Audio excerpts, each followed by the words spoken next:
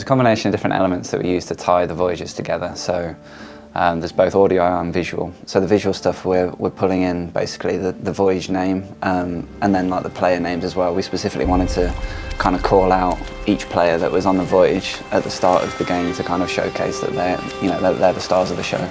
And then it also puts you all up there together as a crew, so you feel like, right, this is my crew. Yeah, it's a cool moment when you see your name like pop up. And the music kind of playing over that really sets the tone. And then each time you kind of progress along that journey, you get more audio, visual kind of cues that take you along that journey and help define the mood of it being an adventure. So when we first started putting quests into Sea of Thieves, they were very much just singular maps that led to a singular island, and that was it.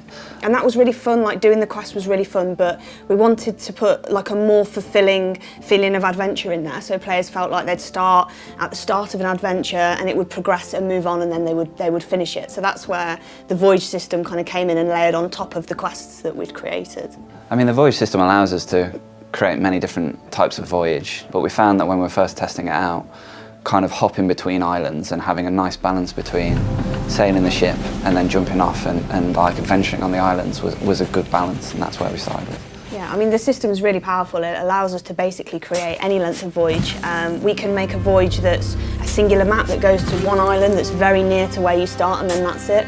Or we can create a voyage that, if we wanted to, visits every island in the entire world. It was kind of built in a very like modular system, wasn't it? So that we could have this flexibility to listen to community feedback and perhaps shorten or lengthen voyages, or add certain voyages in at certain times for if we want to react to like what people are liking and what they're not liking. Obviously longer term different voyages may well offer different incentives for players, different rewards for players, so players are going to be able to kind of progress through voyages themselves and also have some choice over what types of voyages they want to go on. Yeah, and one of the cool things is that the more things that we add to the sandbox, the more fulfilling the voyage system gets, and vice versa. So they both kind of work off of each other.